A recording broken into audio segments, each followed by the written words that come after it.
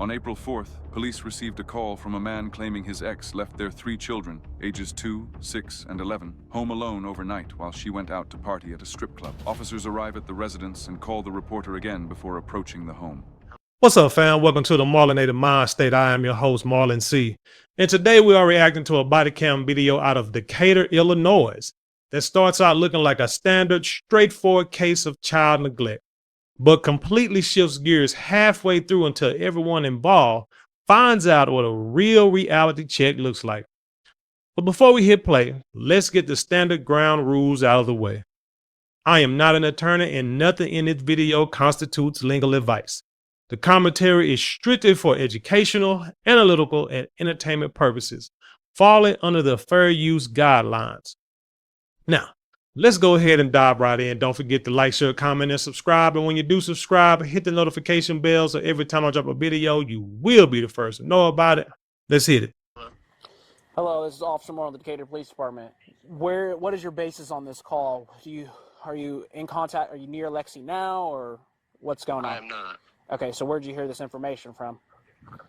Social media. From social media. And someone at work. Are you able to tell me that what these kids look like? The 11-year-old has shorter hair just because it's curly. Okay. 6-year-old has long straight hair, and 2-year-old is a boy. The 11 and 6-year-old are girls. So when did you and Lexi break up?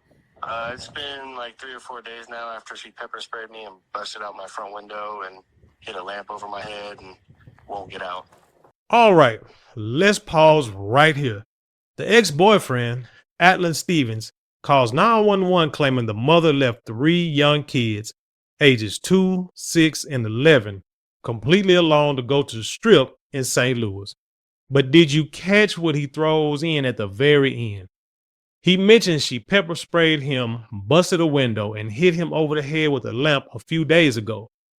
From a legal perspective, dispatchers are logging 2 separate issues here. A potential child abandonment situation happening right now, and a past unreported domestic battery. Notice how the police immediately treat this as an active welfare check. When children are involved, privacy walls drop fast. Let's continue. Come on out. You're okay. It's okay. I promise you're okay. Can you see that on the police line? I can't leave you alone, hon. Somebody called in. Your mom is out of town. No, she's not out of town. That's what we were told. She's down in St. Louis, hon. She's not out of town. She's nowhere near out of town. Then where's she at? She needs to be here with you, hon. She's close. Okay, can you call her and get her here? But did she lie to the kids? Somebody called in, hon. You're not in trouble. Are you Lexi? Are you Lexi? Yes, I am. Okay, I will explain everything. We're talking to your kids downstairs. Come down here and just come talk to I'm me. trying to figure out because I know that I'm going through a domestic relationship and he wants me to leave. He just served a 5-day notice. Okay, come on. Come. That sounds nervous. This is weird. Miss Alexis? Why can't I? You're good. This is just. I I'm understand. really. I'm on the same page you This are. is weird. I understand. This shit is really like making me sad. We're going to discuss it all. Your daughter is obviously holding your little one. If you want to have her come upstairs and talk to you, Yes. we'll talk there. But yes, she's right down in her closet. Yes. She's in freak out mode, which I understand. Because this is scary for her. 100%. This is traumatizing for her.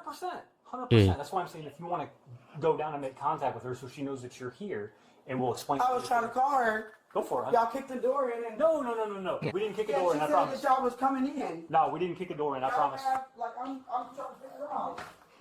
Dude, what time is it? 12 o'clock? Lexi, it's Officer Moreland. May I come in and talk to you? I'm trying to notice the time. I was looking at it too. It's look like it's a little, like it's almost 1 o'clock. Kind of keep that in perspective. Sorry to scare you. I know that could have been really scary. We were just out there with flashlights. Where is the 6-year-old? She's with my friend Bree, which is also my mom. I dropped her off like around 7 So where were you at tonight? tonight. Yeah. I was with my friend. How long We were you? literally just went to the gas station and came back. So she dropped her off at 7. Remember now, again, it's almost 1 in the morning. So that's 7, 8, 9, 10, 11, 12, 6 hours ago. Almost. I'm going to say 5 hours between the time she dropped her off and the time she may have got this call that she dropped the child off. But yet she supposedly wasn't gone that long. Let's continue. How long do you think you We've been left? gone about an hour. I don't feel like it's been a tremendous amount of time. Also, I am going through a domestic dispute with this weird ass man. Okay, the mom Alexis shows up, and her immediate defense is, I only left for about an hour to go to the gas station. Let's talk about the law here, because this is where people trip up. In Illinois, under Chapter 721 ILCS 5-12C-5, endangering the life or health of a child doesn't require you to be gone for 10 hours. It is defined as knowingly permitting the life or health of a child under 18 to be placed in a condition that endangers them. Leaving a 2-year-old and a 6-year-old under the sole supervision of an 11-year-old in the middle of the night easily clears that benchmark. Why? Because an 11-year-old legally lacks the capacity to respond to an emergency like a house fire or a medical crisis for a toddler. Now, guys, if you're like me, you probably was left home when you was a child by your parents on a few occasions. I know when I was younger, I stayed home alone, especially during the summertime, spring break, winter break, whatever the heck breaks we had back in the day with school. You know, your parents left you home. Why? You didn't have a babysitter. Daycare might have cost too much. They had to go to work and they couldn't take off work, so they left you home. They told you, hey, don't open the door for nobody. Don't let nobody in. Don't leave. Don't use my stove. And don't answer the phone. Well, answer the phone if I call. But other than that, you just stay in the house, stay quiet, keep it locked up, you know, keep the TV on, do whatever. Don't tear up my house. So we don't let nobody in and don't go out. And I'll be right back from work. And that can happen at any age. But when we're talking legal standpoints, that's where there's a fine line. Because I know in Texas, there's like no legal age to leave a toddler or leave a child at home. Now they recommend you don't leave a child at home less than the age of 12. But I think if something happens, then they could get you if they're like under the age of 14 or 15 or something like that. Like I say, it could be a fire, house fire, somebody breaks in. Does the child have the mental capacity to know how to handle the situation in an emergency? Now, this house is, as we know, is not her home. It belongs to another guy, and she's only been here for a little while. So do you think she may have and it has a basement and these kids downstairs in the basement. So do you think that she actually created a plan, mapped out a plan, showing them, hey, if a fire happens, don't go in the basement. If a fire happens, go out this door or that door or this window. You know, did she have a whole plan of anything happens? Fire, flood, someone breaks in, someone gets hurt, calling 911, running to the neighbor's house. Do you think she had all that planned at the time since they've been at that home? Well, you let me know in the comments below, but let's continue the video. Named Atlin, this is his home. He served me this morning with a 5-day thing to disappear or to whatever, like eviction notice or whatever. And so I posted on my Instagram that I was going to be dancing in St. Louis tonight. And that's why he called, because he thought that I was going to be all the way in St. Louis. What? And that I was going to get a child endangerment charge for my kids. What the hell? That's why he called. Because I posted on my Instagram that I was going to be dancing, because I'm a dancer in St. Louis. I'm a stripper. So he called in thinking that I was going to be 2 hours away, and I wasn't. I'm right here in Decatur. And you live here for the time being? So why would you do that? Now, currently. Okay. I've been living here for months. How long? We just got into an argument with a bag of clothes to his mom's house. It was a domestic dispute. I got bruises on my arm. Okay. All type of stuff. Yes, the window did get busted from me. It was things going on. My kids were still in here. Okay. What's his last name? You guys just take away from there. We're not leaving getting all my kids' information. What's going on right now? I'm just trying to, okay. No, because y'all done busted in the house, so I'm trying to figure out what's going on and what grounds y'all have to be coming up in here. The check. For my kids in here. Okay. It's not a welfare check. It is. It's not. Do you know how old your kids have to be to do? Okay, so we got an anonymous call saying it's not an anonymous call. That man called y'all. Miss Scales. And tried to say that. Miss Scales. What? Are you going to keep talking over me? I'm not. Bam. It looks like Alex is panicking here because she knows DCFS, the Department of Children and Family Services, might get involved. She tries to argue that she posted on Instagram that she was going to St. Louis just to mess with her ex's head, but she actually stayed local. Here's the bitter truth. Intent versus execution. Even if she just went to the local gas station, the condition of the kids being unattended remains the same. Also, notice how she mentions she's in nursing school to become an LPN. This is high stakes. In Illinois, a child endangerment conviction is a Class A misdemeanor for the first offense. That carries a potential penalty of up to 364 days in jail and a fine of up to $2,500. But more importantly for her, a criminal conviction of child endangerment or neglect can permanently block you from holding a professional healthcare license.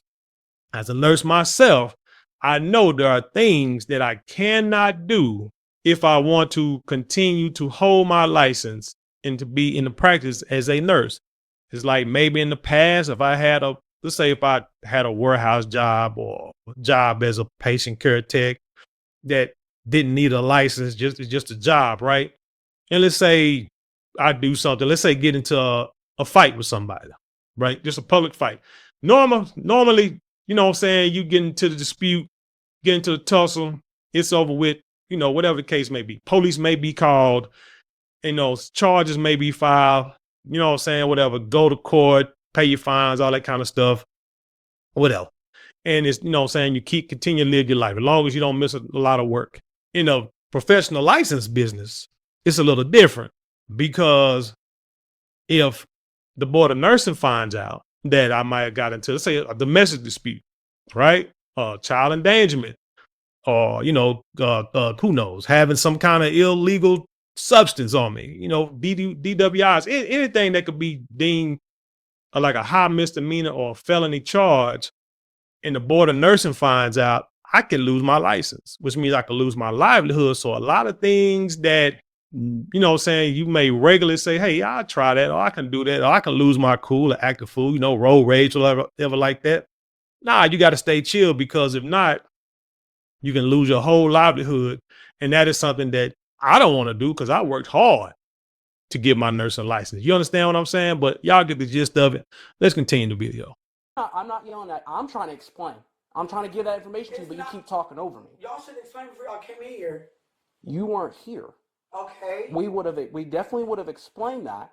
And like your 11-year-old saw, She vaping? Called me and I came right here. Totally So fine. It took me Biting her nails. What, 15, 20 minutes 20 to get minutes. here? I'm going to explain that. Why we're in here right now. I'm trying to explain that, but you're giving me mad energy. I'm trying to tell you. I want to go to jail, and I don't want my kids to get taken. Okay. I've been through a lot of stuff. I have PTSD. Oh, Lord. This stuff is just weird to me. I understand that. I didn't expect this stuff. Do you want me to explain? At all. Do you want me to explain? Please do. Okay, so Please do. Okay. So we got an anonymous call saying that there were 3 young children here, 11, 6, and 2. Per state law, if someone's going to be left here with younger children, they have to be 14 years or older. Right. Even if they're by themselves, they have to be And she 14 knew years that. or older. So that gives us a basis. I got here, and totally fine. You were scared. You did what you thought was going to be a safety for your brother. That's brother, right? Yes. This is. And came downstairs.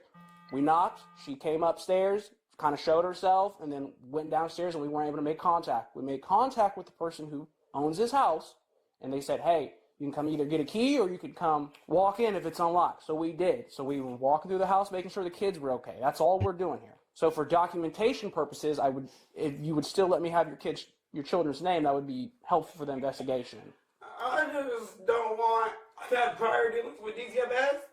I don't want to go through that again. I don't want to get my kids' names because I don't feel like it's necessary. Because this is some small, minor stuff. Okay. This is some spiteful things because we're having relationship issues. How long you been with this guy? Like 4 months. Okay. When did you move in here? Like 2 months ago. I literally just moved down to Greenwood. Okay. And you said you had some sort of bruising? Yes. And this is from him? And it's covered up with makeup. This is from him. Okay. How'd you get those? What do you mean? We were fighting like 2 days ago. Okay. Who? And I was trying to leave, and he didn't want me to leave. That's why he left and took a bag of clothes and left me here. He also put a pellet gun right in my closet. I'm a felon. I have gun charges. So why would you leave that gun in here? You're gonna call the police and say that some weird shit, just like he did just now. Okay, what closet are we talking about? My front, the top closet that we share a bedroom together. He put it right by my shoes. What is? It's like a fully loaded. It looks like a shotgun. Okay. If y'all would have came in here and you know what I'm saying? It Okay. would have been a whole different story. What's his last name? His last name is Stevens with a PH. Okay. Alexis tells the officers that she is a convicted felon with prior gun charges and claims Atlin planted a full loaded pellet gun disguised as a shotgun in her closet to frame her. How in the hell? Anyway, if that was a real firearm, as a convicted felon, she would be looking at an automatic Class 2 or Class 3 felony for unlawful possession of a weapon by a felon, which carries mandatory prison time in Illinois. Even though it's just a pellet gun, if it looks identical to a real firearm and is accessible to an 11-year-old or a 2-year-old, prosecutors can use that as aggravating evidence to prove the home environment was actively dangerous, reinforcing the child endangerment charge. Let's continue. Atlin, A-T-L-E-N. He's a white man with red hair. So what Circle K do you know in South Shore? Yeah. Which one? Are you talking about the one on Oakland and Eldo? It's South Shores. This is what he put on my door today. Well, his door. And it says termination of lease, but he's not my landlord. We live together. And it says that I owe $0 to 1930, whatever. And if you have 5 days to leave, or if you don't pay this amount, whatever, he filled all this out. This is his handwriting. He taped this on my door today. Okay, so Well, his door. You're trying to be regards legal. that, he has to go down to the courthouse and evict you through the court. He Okay. hasn't, though. Okay, so that holds But no I have basis. no problem leaving. Okay. But whenever we had the little disagreement or whatever the case may have been, he didn't talk to me about nothing. How long He do didn't you say guys they been wanted- dating? Like 6 months. I Okay. haven't been here that long. And you guys don't have any kids together? No. Now, she first said 4 months. Remember she said he asked her earlier, how long have y'all been dating? She said 4 months. And now she's saying 6 months. Guys, there's a lot going on in this video that I would not touch on. I would love to. Who knows? Maybe some other time, maybe some other channel. I'm trying to keep everything legal for the purposes of this channel here. But there's a lot going on in this video that I could do 4 or 5 videos on this. But anyway, let's continue. Okay, how often do you leave the kids by themselves? I don't. Okay, so this is not. I don't leave my kids by themselves. Okay, so clearly there's some stuff going on between you and your guy. Yes. Um, And that's what it is. It is a weird ass domestic situation. He's bitter. He's mad because things aren't going his way. And I understand that he wants me out, but this is not the way to go about it. Jeopardizing my children. I'm in nursing school. You did that? What? I'm about to go to, man, I'm going to be an LPN. Mm. Having all this stuff, he knows that. When did this occur? What day? Probably the second is when we got to arguing. I was out there doing yard work. You know with my daughter, around what time? planting flowers. No, I don't know around what time. Like, was it daylight? Was it night? It was daylight. I was out there with my daughter doing yard work. Did Like I said. she go to school? Yeah, she's a kindergartner. We were planting the flowers that were outside. What time did she get out of school? She gets out of school at 3. At 3, so she gets out the sometime bus at between 3 and evening time. 3 and 6. Okay. Kicking off me, so he wouldn't get off me. Left out, came in here, grabbed my keys, grabbed the phone. My daughter ended up leaving her phone in here. So that's the point of where I was trying to get back in the house. He was not trying to let me back in the house. And that's when the window ended up getting broken on accident because I was trying to get in and he wasn't trying to let me in. On I did accident. not break the window. I don't know how the window got broken. I don't know if he was trying to keep me out and I was trying to get in. Whatever. The Hands in window that got store. broken. He ended up letting me back in to get my daughter's phone and I left. And that was it. He put Okay. my stuff outside in the rain. And you didn't call 911 I did not call 911. He called 911. that day? Yes. I do. So I talked to some people on shift and my command, and I do have to issue a notice to appear for leaving the kids here. Okay. So I have to read this to you, and then I'll need you to sign it. You are hereby notified and directed to appear in courtroom 1 of the Macon County Courthouse on the 16th day of April of 2026 at 9 a.m. to answer for the charges being filed against you, endangering the life of a child. Further, you may default in your name and driver's license information given to the Illinois Secretary of State. This is just receipt saying that you know you're being charged and will go to this court date. If I refuse to sign, am I going to jail? No, you will not be. You don't have to sign it, but I'm not going to sign it. So the officer issues Alexis a notice to appear for child endangerment. She asked, if I refuse to sign, am I going to jail? Pro tip for anyone watching. A notice to appear is a courtesy. It means that they are letting you stay home instead of processing you through a jail cell right now. Refusing to sign it doesn't make the charge disappear. It usually just forces the officers to physically arrest you to ensure you are processed. She ultimately doesn't sign, but they allow her to stay with the kids for the night to avoid traumatizing them further. But watch what happens next. The police don't just go home. They track down the ex at his job. Let's see why. The suspect is given a court date and allowed to stay with her children for the night. Officers then head to the caller's worksite, where they arrest him for domestic battery. So you said you had screenshots of that stuff? It's just on social media. I can show you real quick. Yeah. Do you know the club's name? The O. The O? It goes to a couple different ones, though. There's bottoms Hold on. See this guy here? Tell me what. No, man. up. There's the O. Okay. There's a few. You said there was a post of her coming back? On her way. That was her saying she's going there. And this was her leaving the house, not in her car. You guys saw the Cadillac was still there? I didn't see a Cadillac, but what do you mean, like, so keep playing it? This is not across the street from my house. She's already gone. So, are you guys dating or something, or what's the... So we were, right? Okay. We went out. How long had you guys been dating? Not even 6 months.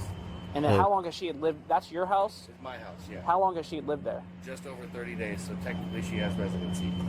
I gave her the 5-day notice today, and I plan on turning in. She's lived there for more than 30 days? Yeah, so technically she has residency.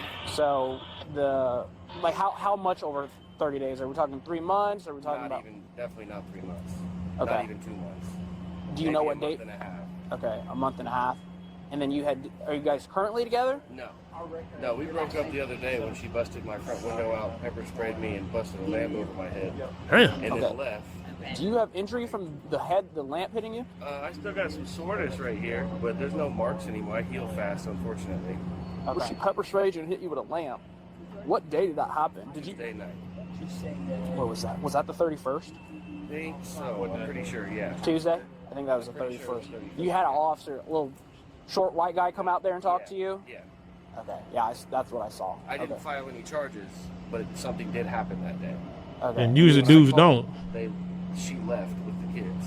She busted me over the face with the lamp and then told her daughter to call the cops. And I'm like, for what? I didn't do anything to you. You're hitting me. And like I was saying, usually dudes don't call the police, don't file charges, which could be a problem. I know we want to be masculine and be like, we can take it. We can take the verbal abuse. We can take the physical abuse. Just get her away. Now, but on the other hand, you look at a woman wrong and she tries to, like this lady do, shed them crocodile tears where no water come out your face, and they be the first one to call the police, and you get arrested for domestic violence and mental abuse and all kind of crap. So, I mean, it's a, I don't want to say a catch-22, but man, that's just the way life is, unfortunately. So, I mean, I think we need to start. If we're getting abused, if you're getting physically abused by anybody, I would suggest you call the police, get law enforcement involved. Not just to, you know what I'm saying? I don't want nobody to call you a coward or a punk or nothing like that. But really, in these days and times, you have to have what I've learned as a nurse. You have to have everything documented, because if you don't have things documented, did it really happen? And then it can come back and bite you in the butt, like it's about to do Atlan here in just a second. So I called so I could have someone as a witness for me. As I hate to bring stuff like this into it, but as a pale skinned guy, if I hit somebody, you would see it on my hands. You know what I'm saying? Yeah. Did another incident happen after that? It was just a really long incident, honestly. She just wouldn't calm down. She had been drinking. We had both had a couple drinks. Yeah. She kind of was going a little crazier than me. When did it all start though that night? Probably 5 p.m. somewhere in there. Okay. It was going on for hours. And she only got physical with you? Yeah, I refused to put my hands on. I don't even put my hands on guys. I'm not gonna lie. I'm gonna just walk away. Okay. Unfortunately, at this time, I'm gonna have you put you under arrest. Okay. So turn around, place your hands behind your back. Can I ask why? Yes. I'm not refusing. Yes, for domestic battery. Because I got hit. I'm just confused. I'll explain further once we get this done, okay? And there it is. Adeline thought he was dropping the hammer on his ex, but because he admitted on camera that she hit him with a lamp and pepper sprayed him a few days prior, and he admitted they were both drinking and got physical, the police are legally bound. In Illinois, domestic battery is a charge peace officers take incredibly serious. If there is a physical altercation and visible evidence or credible statements of a physical fight, officers will often make a physical arrest to separate the parties and prevent further escalation. Adeline thinks because he heals fast and didn't want to press charges initially that it's over. But in criminal law, the state presses charges, not the victim. Once the police have the admission of a domestic fight on a body cam, it is out of your hands. He gets arrested for domestic battery, which is also a Class A misdemeanor, carrying up to a year in jail. Let's finish this out. Hands behind your back. Anything that's gonna stick me, poke me, or hurt me? That pocket is just a phone. My back pocket is my wallet. I think that's the only thing in that pocket. You see how calm he is? Have you sit down? This is me under arrest? Yes. Okay. He ain't fighting, hollering, yelling, Yep. going with it. He said, I'll deal with it later, like you're supposed to. The suspect faces charges for child endangerment, while her partner faces charges for domestic battery. No information about their pleas or sentencing has been made available to the public. Talk about a complete backfire. He called the cops to get her hit with a child endangerment charge, and they both end up entering the Macon County court system. This video is a wild textbook example of how quickly a domestic dispute can unravel your entire life when you try to use law enforcement as a weapon against an ex, especially when kids are left in the crossfire. Now, what do you guys think? Did the cops handle this perfectly by arresting him too? Or was she the one who deserved the main focus? Let me know in the comments below. Don't forget to hit that like button, subscribe for more breakdowns, and I will see you all on the next one. Peace.